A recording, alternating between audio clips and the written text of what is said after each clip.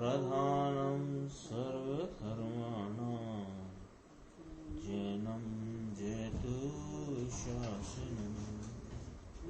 मैं नमो तीर्थनायक को, नमो ओंकार वाणी को, नमो उन कुंद प्रभु को जिन्होंने ओंकार धारण की।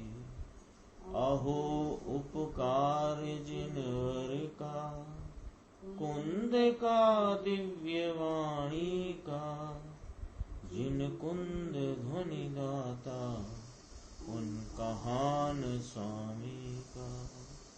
नमः समय साराय स्वानुभूत्या चकासते, चित् स्वभावाय भावाय सर्वभावांतरच्छिदे। श्री समय सार जी परमागम में परिशिष्ट रूप से आचार्य अमृतचंद्र भगवान ने जो 47 शक्तियों की चर्चा की है, उसमें 14वीं शक्ति अकार्य अकारणत्व शक्ति की चर्चा अपनी चल रही है। यानी यह आत्मा एक ऐसी शक्ति है अर्थात आत्मा ही ऐसा है, ऐसा कि वह किसी पर द्रव्य का या विकारी राग आदि का कार्य नहीं, और राग आदि विकारी भाव और किसी पर द्रव्य के कार्य का कारण नहीं है। तो यहाँ एक प्रश्न आया है, अपनी जो चर्चा चल रही थी उसके आगे यहाँ अपन देखते हैं 156 पृष्ठ है PDF जो आत्म प्रसिद्धि की। इसमें देखो प्रश्न ऐसा आया कि वस्तु में अकार्य कारण शक्ति है। आपने बताया कि यह आत्मा में एक अकार्य कारणत्व नाम की शक्ति है, यानी यह किसी का कार्य नहीं और किसी के कार्य का कारण नहीं, ऐसी शक्ति है। सो बात आपकी हमको समझ में आई है, लेकिन हमें एक आशंका यहाँ उत्पन्न हुई। वो प्रश्नकार की क्या आशंका है कि वस्तु में अकार्य कारण शक्ति है, इसलिए त्रिकाली द्रव्य को या गुण को तो पर का कार्य कारण बना नहीं। जो त्रिकाली गुण है स्वभाव उसका वस्तु का, और वस्तु स्वयं जो द्रव्य त्रिकाली है, इसमें तो अकार्य अकारणत्व होने से इसको तो न किसी के पर का कार्य रूप भाव है ये द्रव्य और गुण, और न पर के कार्य का यह कारण है। यह बात तो ठीक है, परंतु महाराज पर्याय तो नवीन प्रकट होती है, पर्याय तो प्रतिक्षण नवीन उत्पन्न होती है, प्रकट होती है, इसलिए उसका कारण तो पर माने ना। पर्याय में तो पर का कार्य कारण पना मानो ना, ऐसा कि द्रव्य गुण में नहीं है। तो वो बात हमको समझ में आ गई कि द्रव्य त्रिकाली उसमें अकार्य कारणत्व है, उसका अनंत स्वभाव त्रिकाली उसमें अकार्य कारणत्व है, लेकिन पर्याय तो प्रति समय नवीन होती है और विध विध रूप होती है। कभी अल्प रूप है, उससे कभी अधिक रूप है, कभी विकार रूप है, तो कभी मंद कषाय रूप है, कभी तीव्र कषाय रूप है, आदि अनेक प्रकार पड़ते हैं। मिथ्यात्व रूप है, सम्यक्त रूप है। तो ये परिणमन तो पर्याय में नवीन नवीन प्रकट होता है। इसमें तो आप पर कारण है ऐसा इतना तो स्वीकार करो, ऐसा प्रश्न किया है। उत्तर देखो इसका, उत्तर में पूरा जो स्वरूप है इस अकार्य कारणत्व का वो इसमें आ गया कि देखो जो अकार्य कारण स्वभाव है वह द्रव्य में विद्यमान है, गुण में विद्यमान है और पर्याय इस प्रकार तीनों में विद्यमान है। इसलिए जिस प्रकार यह आत्मा द्रव्य गुण का कारण कोई अन्य नहीं है, उसी प्रकार पर्याय का कारण भी अन्य कोई नहीं है। जैसे यह आत्मा द्रव्य, इसका अनंत स्वभाव, वह किसी अन्य का कार्य नहीं, अन्य का कारण नहीं। उसी प्रकार बरतती हुई एक एक समय की हीनादिक वाली जो कोई भी पर्याय अवस्था है, उसका भी कारण कोई अन्य नहीं है। अरे भाई, अब इसका लॉजिक देखो। आपने कह तो दिया कि द्रव्य में विद्यमान है, गुण में विद्यमान है और पर्याय में विद्यमान है। आपने इस प्रकार जो कहा सो बात ठीक है, लेकिन कुछ समझाओ हमको, ये समझ में नहीं आई। जैसे आपने कह दिया द्रव्य गुण में भी किसी अन्य का कारण पना नहीं, ऐसे पर्याय में भी किसी अन्य का कारण पना। समझा दो कि सुनो, लॉजिक रखते हैं कि अरे भाई, क्या त्रिकाली द्रव्य कभी भी वर्तमान पर्याय रहित होता है क्या? पहले यहां से चलो। जो त्रिकाली द्रव्य है वह गुण पर्याय वाला है, उसके अनंत गुण त्रिकाली हैं और पर्याय एक एक समय की उसकी जो वर्तमान व्यक्तता का भाव है वह नवीन प्रकट होता है, पूर्व का व्यय होता है, नवीन प्रकट होता है, पूर्व का व्यय होता है। ये वस्तु का स्ट्रक्चर है, ऐसा ही है ना। तो अब हमें ये एक जवाब दो, प्रति प्रश्न किया लॉजिक के लिए कि हमें ये जवाब दो, क्या त्रिकाली द्रव्य कभी भी वर्तमान पर्याय रहित होता है क्या? तो क्या जवाब आया कि नहीं होता। ठीक है, तो द्रव्य अपनी किसी न किसी पर्याय सहित ही होता है। त्रिकाल अनादि अनिधन यह आत्मा प्रत्येक वर्तमान में है पने से है कि नहीं, तो उसका कोई ना कोई वर्तमान परिणाम त्रिकाली गुण स्वभाव और वह द्रव्य, वह पूरी एक समय में पूरी सत्ता का ये स्वरूप है। तो कोई ना कोई पर्याय सहित ही होता है, पर्याय रहित द्रव्य कभी होता ही नहीं। ये बात का जवाब दिया, खुद ही प्रश्न किया और खुद ही जवाब दिया। तो यदि इस पर्याय का, कौन सी पर्याय का, कि जिस पर्याय सहित वह द्रव्य है ना, द्रव्य है, उसका त्रिकाली गुण अनंत गुण का त्रिकाली स्वभाव है और वर्तमान पर्याय कोई ना कोई है, तो ये जो द्रव्य गुण पर्याय रूप वस्तु की सत्ता है, तो ये जो पर्याय है वो पर्याय रहित तो कभी है नहीं। अब ये जो पर्याय सहित का द्रव्य है, इसका कारण यदि पर को कहें कि ये पर के कारण पर्याय हुई है, तो फिर इसकी पर्याय कहाँ गई? लॉजिक क्या है कि द्रव्य गुण पर्याय स्वरूप सत्ता है कि नहीं वस्तु की, कि ऐसी सत्ता है कि अनादि निधन वह जो वस्तु त्रिकाल प्रवाह में रहने वाली द्रव्य अपने एक रूप अनंत गुणात्मक गुणों का आश्रयभूत भाव, उसका अनंत गुण स्वभाव, ये तो त्रिकाली है ही, और वहीं पर वर्तमान पर्याय है। तो वर्तमान पर्याय, अनंत गुण स्वभाव और उनका आश्रयभूत एक द्रव्य, ये द्रव्य की सत्ता का स्वरूप है। अब यदि वर्तमान पर्याय सहित का आपको मंजूर है, तो हम पूछते हैं कि इसकी ये जो वर्तमान पर्याय है, इसका कारण यदि अन्य कोई पर द्रव्य है, तो इसकी पर्याय का वे, यानी ये आत्मा उसका कार्य हुआ अन्य किसी द्रव्य का, तो ये अन्य द्रव्य का कार्य है, तो इसका कार्य कहां है? लॉजिक है। यदि पर्याय का कारण पर को कहा जाए, तो उसका अर्थ ये हुआ कि द्रव्य स्वयं पर्याय रहित, यानी कि फिर द्रव्य ही नहीं है। भेद करके कहना हो, यहां बहुत गंभीर एकदम बात कही, पकड़ना इसको, कि द्रव्य कहा ना, द्रव्य है ऐसा कहा, मैं जीव हूं, यह जीव है ऐसा जो कहा, तो उसमें क्या आ गया कि त्रिकाली रहने वाला द्रव्य, अनंत गुणों का आश्रयभूत भाव, अनंत गुण स्वभाव और उनकी व्यक्त दशा, ये द्रव्य है। तो ये सब अभेद है, इसमें कोई भेद नहीं है। लेकिन भेद करके कहना हो तो द्रव्य कारण और पर्याय कार्य ऐसा कहा जा सकता है। पहले तो ये रखो कि वस्तु जो कोई भी जिस वर्तमान समय में है, तो है पना सत्ता का सूचक है। तो सत्ता का सूचक कौन है? और है वर्तमान का सूचक है। त्रिकाली रहने वाले अनुत्पन्न और अविनष्ट द्रव्य जो है, उसकी है पना वर्तमान सत्ता से, वर्तमान भाव से उसकी सत्ता खड़ी होती है।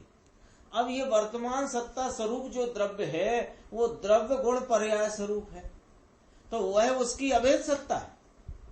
उसकी वर्तमान व्यक्तता, अनंत स्वभाव का भाव और उनका सबका आश्रयभूत एक अभेद पिंड, ये द्रव्य गुण पर्याय अभेद सत्ता है कि नहीं? अब इस सत्ता में जो कार्य हुआ, मिथ्यात्व का नाश हुआ और सम्यक्त का उत्पाद हुआ, तो सम्यक्त उसका वर्तमान परिणाम है। तो ये सम्यक्त रूपी कार्य का कारण भेद करके आत्मा को कहा। वास्तव में तो सम्यक्त रूपी पर्याय का कारण पर्याय ही है, उसमें भी अकार्य अकारणत्व भरा पड़ा है।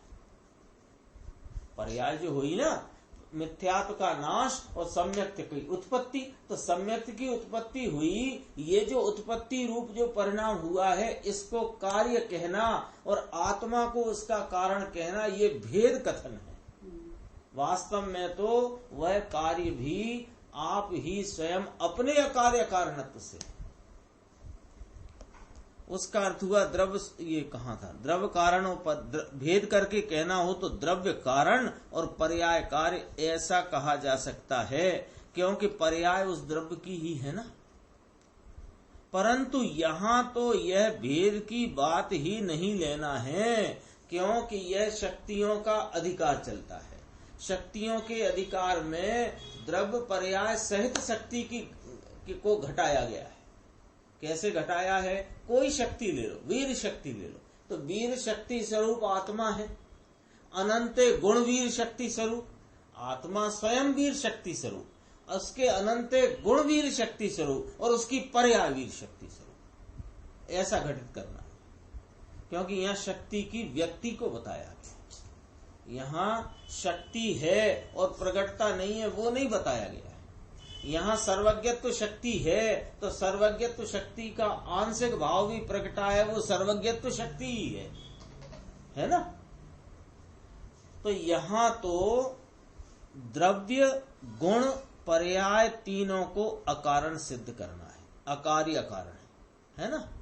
जैसे अभी इतनी शक्तियों की चर्चा चली, जीवत्व द्रव्य गुण पर्याय में जीवत्व है, चिति द्रव्य गुण पर्याय में, दृषि द्रव्य गुण पर्याय में, ऐसे सर्वज्ञत्व हो, सर्वदर्शित्व हो, वीर शक्ति हो, सुख शक्ति हो, प्रभुत्व हो, विभुत्व हो, जो शक्तियों की चर्चा यहाँ चल रही है वह द्रव्य गुण पर्याय तीनों में उसकी सिद्धि करते हैं। तब फिर पर्याय का कारण पर वस्तु है, यह बात ही कहाँ रह जाती है। जब पर्याय की सिद्धि इस प्रकार है कि पर्याय अकारण स्वरूप है, तो जब पर्याय ही अकारण स्वरूप है, पर के अकार्य रूप है, तो कोई पर इसके कार्य को करता है, ये बात फिर रह कहाँ जाती है। जिसने अकार्य कारण रूप द्रव्य स्वभाव को स्वीकार किया, ये शक्तियों का वर्णन काय को चल रहा है कि द्रव्य की ऐसी शक्ति स्वरूप यह आत्मा है, उस आत्मा की महिमा का बखान चल रहा है। और उस आत्मा की महिमा जानकर जिसने उस अनंत शक्ति के पिंड आत्मा को दृष्टि में लिया, तो उसकी उस पर्याय में वे शक्तियों का प्रकटपना हो गया। ये वाला दृश्य है यहाँ पर, हर शक्ति के विवरण में, निरूपण में यही दृश्य है। क्या कि अनंत शक्ति की क्यों चर्चा कर रहे हो आप, 47 की है तो अनंत, पर 47 की चर्चा करके भी हमें अनंत शक्तियों का जो अभेद पिंड है उसकी महिमा कराना है। आचार्य भगवान को ऐसी करुणा उपजी है कि यह जीव को इसका उपयोग अनादि से परमे से हटकर स्वयं में क्यों नहीं आता। तो वे जानते हैं कारण कि तेरे को निमित्तों की और निमित्त के लक्ष्य से उपजे हुए ज्ञान और राग की महिमा, तुझे अपने ज्ञान स्वभाव की महिमा है नहीं। इसलिए इन शक्तियों के निरूपण द्वारा उस आत्म तत्व की महिमा कराते हैं। वो महिमा तेरे को जब जागृत होएगी तो वह वीर उसमें रुचि का अनुसरण करके उपयोग स्वरूप आत्मा में उपयोग ढलेगा।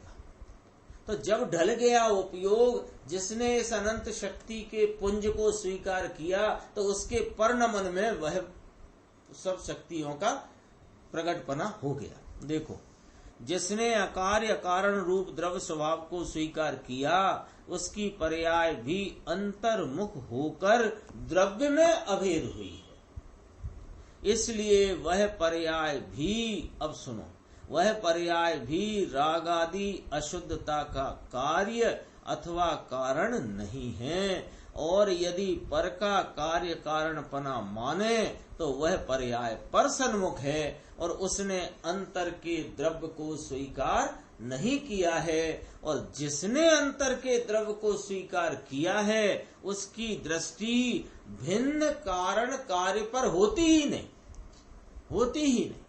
हो ही नहीं सकती। ये चर्चा गाथा 320 में प्रथम 4 दिन तक जो व्याख्यान चला था गुरुदेव श्री का और अपने चेतन भाई जी ने उसका स्पष्टीकरण किया, उसमें ये बात बहुत स्पष्ट आ गई कि ये त्रिकाली आत्मा ध्रुव स्वरूप अखंड एक जो प्रत्यक्ष प्रतिभास में वस्तु है, ये तो रागादि का कार्य का कारण है ही नहीं, और रागादि का कार्य नहीं और रागादि का कारण नहीं। यहाँ की भाषा मिलाकर बात करते हैं ना। और ये उसके अवलंबन से जो परिणति प्रगति है, जो अपने द्रव्य स्वभाव में अभेद पने ढल करके वह जो परिणति प्रगति है, शुद्ध परिणति, वह शुद्ध परिणति भी रागादि का करता नहीं। ये आई दिन चर्चा। आगे चलते हैं अपन। देखो ये कहा कि जिसने अंतर के द्रव्य को स्वीकार किया उसकी दृष्टि भिन्न कारण कार्य पर नहीं होती। थोड़ी सी 5-6 लाइन छोड़ के नीचे ही देखना। इसी में आत्मा का अकार्य कारण स्वभाव होने से उसका त्रिकाल, त्रिकाल माने भूत में भी, वर्तमान भी और भविष्य में भी पर वस्तु के कारण बिना ही चल रहा है। यह वस्तु स्वयं अपनी सत्ता से रही हुई त्रिकाल प्रवाह में वर्तने वाली परिणमनशील वस्तु, ये वस्तु का द्रव्य गुण पर्याय स्वरूप जो है वह त्रिकाल अपने अकार्य कारण स्वरूप से चल रहा है, पर वस्तु के कारण बिना ही चल रहा है। इसके मिथ्यात्व चल रहा है तो पर वस्तु के कारण बिना चल रहा है, और मिथ्यात्व मिटकर सम्यक्त परिणति हुई वो भी पर वस्तु के कारण बिना हुई है। आत्मा को अपने कार्य के लिए पर वस्तु की आवश्यकता हो, ऐसा उसका स्वरूप नहीं है। नियम सार में ये शब्द बहुत आता है, निरावलंबी प्रभु, है ना। ये निरावलंबन है, इसको किसी का अवलंबन है ही नहीं, ये स्वभाव से निरालंबी है। ये बात कही देखो। तथापि है तो कैसा स्वभाव कि इसको अपने किसी कार्य के लिए पर वस्तु की आवश्यकता है ही नहीं, ऐसा इसका त्रैकालिक अनादि अनंत स्वभाव है। फिर भी मेरा पर वस्तु के बिना नहीं चल सकता, ऐसा अज्ञानी मान बैठा है, वह उसका मिथ्या अभिप्राय है। लेकिन इसको प्रति क्षण ऐसी मान्यता और उसका ही पोषण चल रहा है कि मेरा पर वस्तु के बिना कैसे चलेगा, है ना। अभी तो कोई देश विदेश में सब जगह ही विश्व में ऐसी कोई संकट आ पड़ा कि अब मंदिर भी जाना असंभव हो गया, तो ये 10 लक्षण कैसे चलेंगे, कैसे होएगा, कैसे पूजा कर पाएंगे। इसको यही प्रतिक्षण इसी मान्यता का पोषण रहता है कि इसके बिना मेरा कैसे चलेगा, मेरे आत्मा की आराधना में बिना भगवान के कैसे कर पाऊंगा, बिना स्वाध्याय नहीं चलेगी तो मेरा कैसे चलेगा। अरे जो कुछ भी इस आत्मा का जो कुछ विपरीत मान्यता रूप कार्य हो कि सच्ची मान्यता रूप कार्य हो, दुख आकुलता रूपी कार्य हो कि अतीन्द्रिय आनंद रूपी कार्य हो, सब ही कार्य अकारण, यह आत्मा अकार्य अकारणत्व होने से इसका प्रत्येक कार्य पर के बिना ही चल रहा है, क्योंकि इसका ऐसा स्वभाव लगता है ना। वो तो अपने को लग रहा है 10 लक्षण कैसे होएगा, फिर बीच में मंदिर में भी जाने आने में बाधा उत्पन्न हो गई, फिर भी अपने को यद्यपि कि साक्षात विद्वान का लाभ इस साल नहीं मिला, लेकिन फिर भी 2 विद्वानों का लाभ अपने को इस प्रकार से मिल गया, वो भी एक बनाव है, बन गया। लेकिन यह मिथ्या अभिप्राय है कि पर वस्तु के बिना मेरा नहीं चलेगा, और यह मिथ्या अभिप्राय ही संसार का मूल कारण है। ये बात सामान्य नहीं है। सामान्य क्यों नहीं है कि इस बात में भजन है। क्या भजन है कि तुझे संसार से छूटना है ना, तो संसार से छूटना है तो संसार में पड़े रहने का कारण क्या है, और संसार से छूटने का कारण क्या है। 2 बातें ही तो समझना। अनादि से संसार में भटक रहा है, और संसार से छूटने का ही प्रयोजन लेकर के ये स्वाध्याय सुनने और समझने को अपन तैयार हुए हैं, उद्यमवंत हुए हैं। तो फिर इसमें क्या समझना, पहले में पहले ये समझना कि अभी क्या चल रहा है कि संसार चल रहा है। इससे क्या करना है कि छूटना है। तो संसार का मूल कारण कौन है और इससे छूटने का मूल कारण कौन है? तो एक ही जवाब है दोनों का कि संसार का मूल कारण मिथ्याभिप्राय है और मिथ्याभिप्राय के मिट जाने से ही संसार छूट जाता है। तो क्या मिथ्याभिप्राय? कि मेरा परवस्तु के बिना नहीं चलता है, ऐसा जो पोषण तेरा निरंतर चल रहा है, ये मिथ्या अभिप्राय। यह मिथ्या अभिप्राय ही लिखा है ना, मिथ्या अभिप्राय ही संसार का मूल कारण है। यानी संसार के कारण में साहब कोई कर्म आदि का संयोग कारण है कि नहीं है भाई? तो ये देह आदि चार गतियां ये भी नहीं, द्रव्य कर्म का उदय फुदय वो भी नहीं, तो फिर रागादि भाव के नहीं, रागादि भाव को भी गौण कर दिया। यहां तो रागादि में एकत्व रूपी जो मिथ्यात्व है वो मूल कारण है। मिथ्या अभिप्राय हो तो वहां तीव्र राग देश हुए बिना नहीं रहते।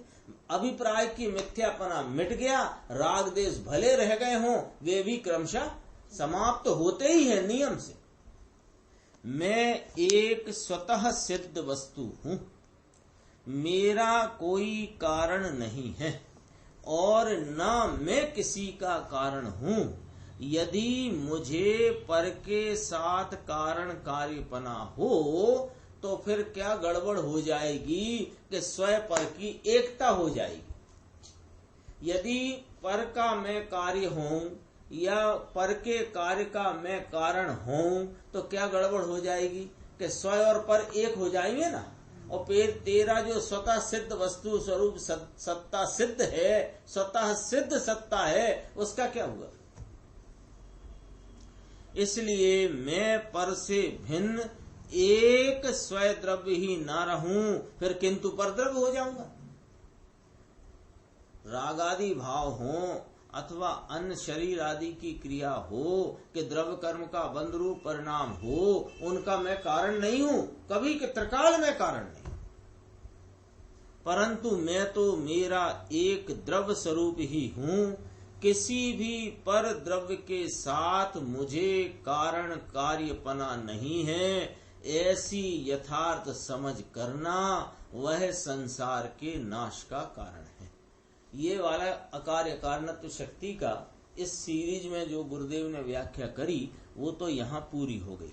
पर संवत 2488 में, वीर संवत 2488 में भाद्रपद शुक्ला पंचमी छठवीं के दिन में और गुरुदेव ने लिया था, उसमें से भी यहाँ इस पुस्तक में छापा। उसमें है तो उसमें है, गुजराती में नहीं है, इसमें दिया हुआ है हिंदी में। तो इसमें से क्या किया, अपन क्या करते हैं कि मुख्य अंश, क्योंकि चर्चा तो सारी आ चुकी है, उसमें जो मुख्य बात रिपीट में या जो अपने सामने आ रही है उसको अपन देखते हैं। पेज नंबर 159 है, इसमें भी एक प्रश्न देखना मिल जाएगा। जिनेन्द्र देव के दर्शन से निद्दत और निकांक्षित कर्मों का नाश हो जाता है, ये प्रश्न है। उसका प्रश्न देखना, प्रश्न ही कितना लंबा है, उसी में बात आ जाएगी। जिनेन्द्र देव, प्रश्न तो इतना ही है, उसी में जवाब आगे से दिया है।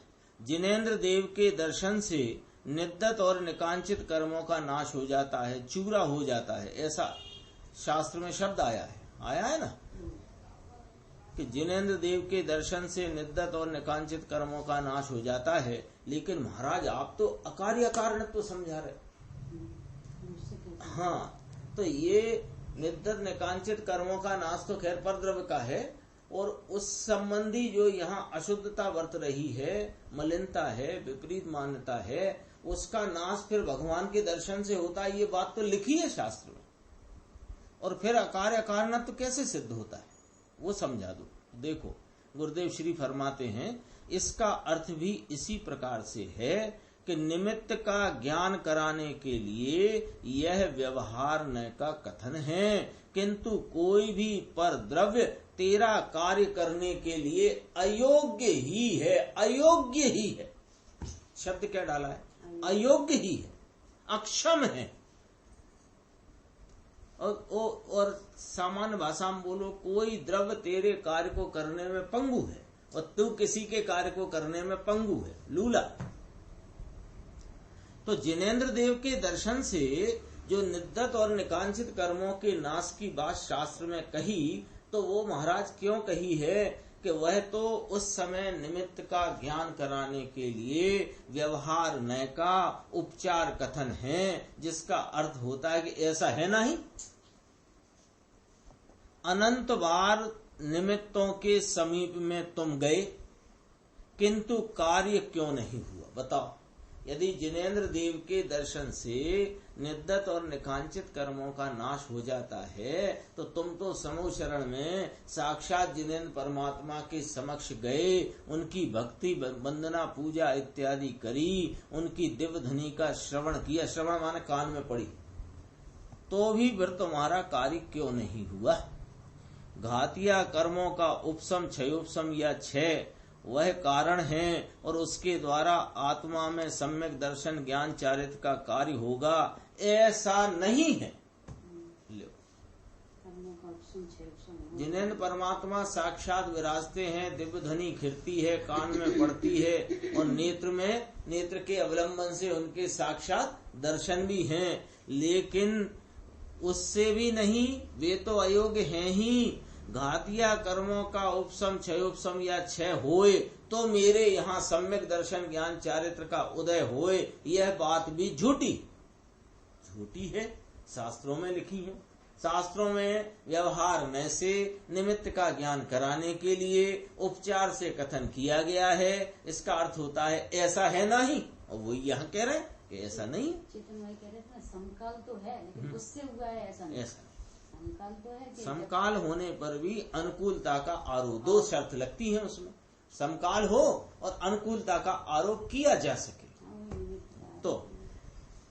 तो जीव ने ऐसा भाव किया, कैसा भाव किया कि स्वरूप का अवलंबन लिया और स्वरूप को अपनी वर्तमान उपयोग दशा में जो निहारा वेदन किया, तो सम्यक दर्शन ज्ञान चारित्र का कार्य हुआ। तब निमित्त में वह उन निमित्तों का अभाव बताया, किनका? घातिया कर्मों के उपशम क्षय उपशम रूप, और जिनेंद्र परमात्मा की महासाक्षी रूप निमित्त बताया। निमित्त रूप से जीव ने ऐसा भाव किया तो उसे निमित्त कारण कहने में आता है। निमित्त रूप से है, किंतु किसी भी समय में वह निमित्त उपादान के कार्य का कारण हो सके, ऐसी उस निमित्त में शक्ति नहीं, तथा उसके द्वारा आत्मा में कार्य हो सके, ऐसा कोई भी गुण आत्मा में नहीं है। लो साहब बोलो, ये क्या चर्चा है? कल भी आई थी, मैं किसी पर का निमित्त हूं ऐसा मेरा स्वभाव नहीं, और पर मेरे कार्य में निमित्त होए ऐसा उसका स्वभाव नहीं। तो जब निमित्त की चर्चा तो है ना, तो उस निमित्त की चर्चा को इस प्रकार भली भांति समझना चाहिए। किस प्रकार कि मेरा जो कोई उपादान है, शुद्ध उपादान हो कि अशुद्ध उपादान, अशुद्ध माने राग आदि विकार रूप परिणमन हो, चाहे निर्विकारी परिणमन हो, वह मेरी उस समय की उपादानगत योग्यता का परिणाम है। उसमें किसी निमित्त का किंचित मात्र भी उदासीन पने, प्रेरक पने, धक्का पने, मदद पने, लाभ पने, किसी प्रकार का कोई लेना देना नहीं, किसी प्रकार का। तो निमित्त होता ही नहीं कि हाँ ऐसा ही समझना है। उपादान रूप कार्य की उत्पत्ति में निमित्त नहीं होता, पर उस उपादान रूप कार्य की विवक्षा में निमित्त का कथन किया जाता है। ये बात यदि अपन ये दो सूत्र है ना निमित्त नैमित्तिक के, ये गठान बांध के रख लेने जैसे, कैसे करके? ऐसे करके कि उपादान रूप परिणमन में निमित्त होता ही नहीं है। तो जगत में कोई निमित्त नहीं है कि शुद्ध उपादान अशुद्ध उपादान जो उस उपादानगत योग्यता से परिणाम हुआ है, उस परिणाम की उत्पत्ति में कोई निमित्त नहीं है। परिणाम की उत्पत्ति हुई, उसकी विवक्षा में निमित्त फर्क पड़ गया कि नहीं पड़ गया? कितना फर्क पड़ गया कि उत्पत्ति में निमित्त नहीं है, तो उत्पत्ति किसी से होगी, ये बात की तुम्हारी जो अनादि की मिथ्या मान्यता है उसकी चूलें हिल गई। इतनी बात स्वीकार कर, अनादि से मिथ्या मान्यता है ना, पर मेरा कारण में उसका कार्य, अथवा पर के कार्य का मैं कारण, ऐसी मान्यता अनादि की है।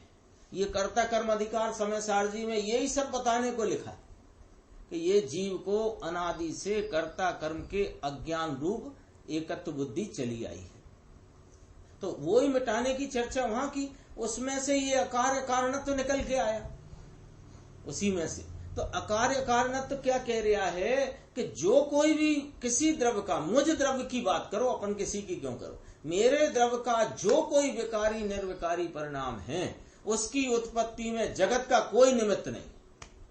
तो निमित्त ही तो कह रहे हैं, बाद में कहेंगे इसकी उत्पत्ति में कोई कारण नहीं है, अर्थात कोई निमित्त भी नहीं, लेकिन इसकी उत्पत्ति की विवक्षा की जाए, विचार किया जाए तो निमित्त कारण है। हाँ, लेकिन हमको क्या, हमको वो निमित्त निमित्त निमित्त निमित्त निमित्त ऐसा बैठ गया कि निमित्ताधीनता के कारण यूं लगता है कि हमारे कार्य में वो निमित्त है और उसके कार्य में हम निमित्त है। तो निमित्त माने कि मानो वो कार्य हमारे बिना होगा नहीं अथवा हमारा कार्य उसके बिना होगा नहीं। तो कहते हैं सबका कार्य निमित्त के बिना ही होता है। तो देखो ऐसी उसमें शक्ति नहीं, किसमें, निमित्त रूप जिसे कहा जाए, ऐसी उस द्रव्य में भी शक्ति नहीं कि उसके द्वारा आत्मा में कार्य हो, और आत्मा में उसके द्वारा कार्य हो, ऐसी कोई शक्ति नहीं जो आत्मा में उसके द्वारा कार्य की उत्पत्ति हो। अब देखो इसकी थोड़ी खुलासा करते हैं, क्योंकि एकदम बात आई है ना तो घबराहट भी हो सकती है। इसलिए निचली भूमिका में राग होता है, परंतु 9 तत्वों का विकल्प, सच्चे देवशास्त्र गुरु की भक्ति का राग, महाव्रत का राग, नए पक्ष आदि का राग है।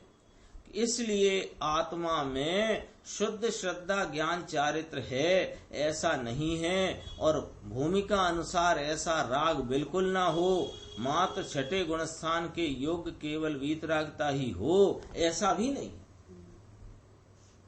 कोई कहे चौथे की भूमिका जुदा है, 5वें की जुदा है, 6वें 7वें में 6वें की जुदा है, 7वें की जुदा है ना, वो सब की 6वां 7वां इकट्ठा गिनते हैं मुनिराज के लिए।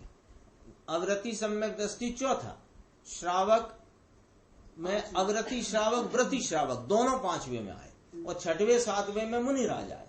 इनकी भूमिका के अनुसार राग बिल्कुल हुए ही नहीं, ऐसा नहीं होता। अंशता बाधक दशा है इसलिए साधक दशा है ऐसा भी नहीं, ये भी पकड़ना है जरा, ये बात को बहुत जरूरी में पकड़ना है। नीचे बात आ रही है इसकी, देखो यहां से वो बात उठ गई है। क्या है कि चौथे गुण स्थान में अविरति सम्यक दृष्टि गृहस्थ को क्या होता है कि उसको भगवान की भक्ति बहुमान और पूजा आदि का जिन परमात्मा के शासन की प्रभावना का परिणाम होता है, उसकी भूमिका इतनी है। व्रत का परिणाम नहीं होता चौथे में, और 5वें में आंशिक व्रतादिक का अणुव्रत आदि का परिणाम होता है। मुनिराज को महाव्रत का परिणाम होता है, लेकिन ये राग की भूमिका है, तो ये राग की भूमिका से उनका वह मामला टिकता है। साधक दशा ऐसा नहीं, साधक दशा है वह स्वरूप के अवलंबन से है, और वो अभी अंशता साधक दशा है इसलिए अंशता बाधक दशा है। ऐसा बात आई ना पकड़ में। क्योंकि कोई को ऐसा मान लीजिए भ्रम हो, कैसा भ्रम हो कि यदि मुनिराज महाव्रत आदि के जो व्रत आदि के परिणाम हैं उनका यथा अनुरूप पालन नहीं करेंगे तो उनका गुण स्थान नहीं टिकेगा, ये बात झूठी। अथवा जो सम्यक दृष्टि है वो उसके भूमिका के योग पूजा पाठ में नहीं लगेगा तो इसका गुण स्थान गिर जाएगा। अथवा श्रावक है, व्रति श्रावक या अव्रति श्रावक, वो उस प्रकार की भूमिका में है और उसके उतने व्रतादि का पालन नहीं करेगा तो उसका गुण स्थान गिर जाएगा, ये बात ऐसी है। वह यदि स्वरूप का आलम्बन नहीं लेगा, और स्वरूप का आलम्बन लेने से उपजा है ये भूमिकाओं के परिणाम, ये भूमिकाएं उपजी है ना चौथे 5वें की अथवा 6वें 7वें, ये भूमिकाएं काय से उपजी है? स्वरूप के अवलंबन। स्वरूप का अवलंबन बढ़ता जाने से कषाय घटती गई, तो 1 कषाय चौकड़ी का अभाव, 2 कषाय चौकड़ी का अभाव, 3 कषाय चौकड़ी का अभाव, तो ये कषाय चौकड़ी का अभाव है, और उतना वहां जो उस उदय है जितना कषाय का, जैसे श्रावक को 2 कषाय का उदय, मुनिराज को 1 कषाय का उदय, अविरति सम्यक दृष्टि को 3 कषाय का उदय। ये कषाय के उदय से अकषाय भाव नहीं चल रहा है, अकषाय स्वरूप की लीनता और स्थिरता बढ़ने से कषाय घट रही है, अंदर से व्याप्ति है, बाहर से नहीं है। तो कोई ऐसा लगता है ये वाला यदि परिणाम नहीं हो तो गुणस्थान, अरे गुणस्थान इससे गिर जाएगा कि ये परिणाम होना चाहिए तो गुणस्थान गिर गया। यदि कोई भावलिंगी संत को ऐसा परिणाम आ जाए कि मेरे महाव्रत बराबर पलने चाहिए, मुझे महाव्रतों के पालन में भी बहुत जागरूक होना चाहिए, तो वो मुनि न रहे। ऐसा मामला है। यहां न्याय से कहा अंशता बाधक दशा है इसलिए साधक दशा है, ऐसा भी नहीं है। अपूर्ण ज्ञान है इसलिए राग है, ऐसा भी नहीं है। लो, यहां न्याय से कहा जा रहा है अभी ज्ञान में अल्पता है, छद्मस्त अवस्था है और वीतरागता अधूरी है इसलिए राग है कि नहीं, ऐसा भी नहीं है। वीतरागता का जो मामला जितना वर्तता है वो स्वरूप अवलंबन से, और जितना राग वर्तता है वो परावलंबन से। जैसा वस्तु का स्वरूप है और उसकी जहां जो मर्यादा है उसको जानने की ओर मान तरफ, उसको जानने की तरफ ज्ञान को सम्यक रूप से ले जाना, उसे न्याय कहते हैं। नी धातु है, गुरुदेव कहते हैं न्याय माने नी धातु। हाँ, उसके जो सिद्धि करना है उसकी तरफ ज्ञान को ले जाना, ये न्याय है।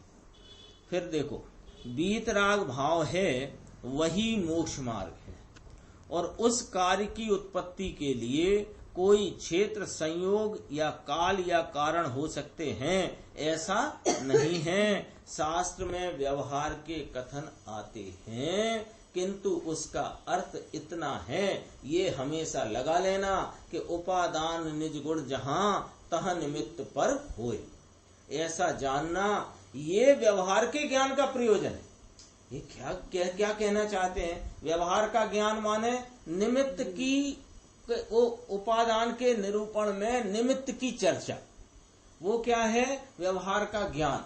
तो निमित्त का ज्ञान कराने के लिए भी निमित्त का ज्ञान नहीं कराते हैं, ये पकड़ना है।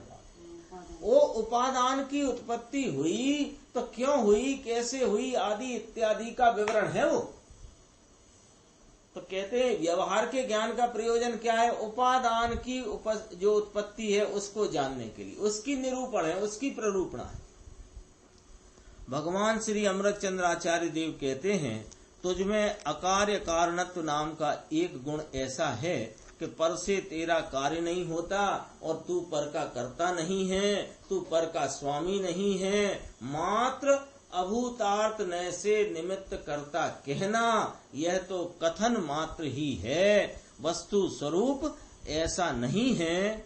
श्री समय सार जी की 11वीं गाथा, जो कि जिन शासन का प्राण है, उसमें कहा देखो, व्यवहार नय अभूतार्थ दर्शित शुद्ध नय भूतार्थ है, भूतार्थ आश्रित आत्मा सुदृष्टि निश्चय हुए है।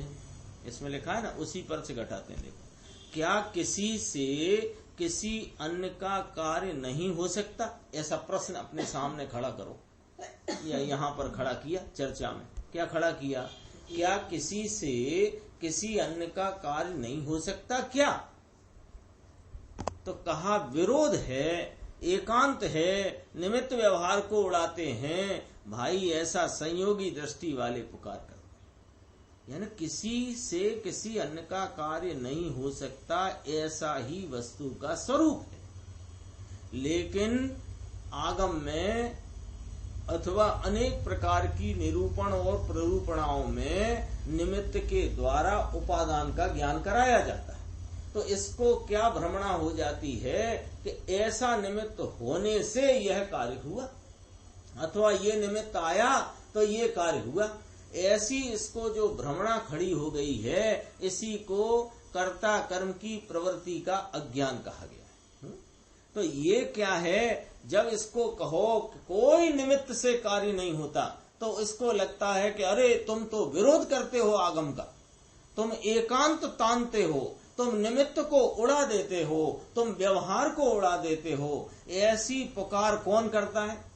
संयोगी दृष्टि वाला, जो वस्तु के जगत में अनंत द्रव्य हैं, चेतन अचेतन, प्रत्येक द्रव्य अपनी द्रव्य गुण पर्याय सत्ता से प्रति क्षण रहा हुआ है, उसको उस दृष्टि से नहीं देखकर संयोगी दृष्टि से देखने की जिसको आदत पड़ी हुई है, अथवा वह कुटेव को आगम का अभ्यास करके भी नहीं छोड़ना चाहता है, तो वह पुकार करता है, एकांत है, विरोध है, ऐसा है, ऐसा है। देखो, किंतु यह सब जो गेय रूप हैं, उसे कौन उड़ा सकता है? हम कोई निमित्त को नहीं उड़ा रहे, कोई व्यवहार को नहीं उड़ा रहे। निमित्त को निमित्त रूप जानते हैं, ये उस समय का गेय है, और जो राग आदि है वह भी गेय है, वो व्यवहार का, वो भी गेय है, उसे कौन उड़ाए?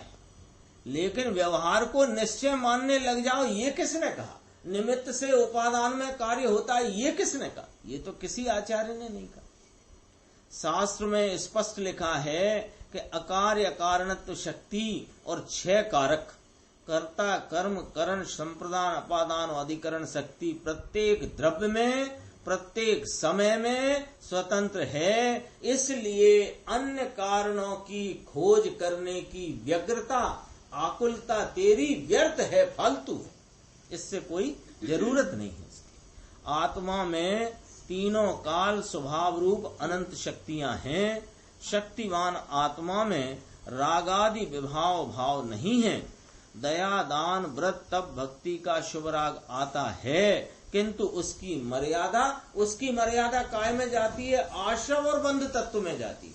यही लाइन आखिरी पढ़ना आपने, बाकी फिर इसमें थोड़ा विषय आगे की स्वाध्याय में लेंगे। देखो, दया, दान, व्रत, तप, भक्ति का शुभ राग है, और उसके उन राग के काल में जिन पर लक्ष्य गया है वे निमित्त भी हैं, वे निमित्त भी गेय रूप हैं, और ये राग भी गेय रूप है। ये जो शुभ राग है उसकी मर्यादा कहाँ है? आत्मा में है कि न?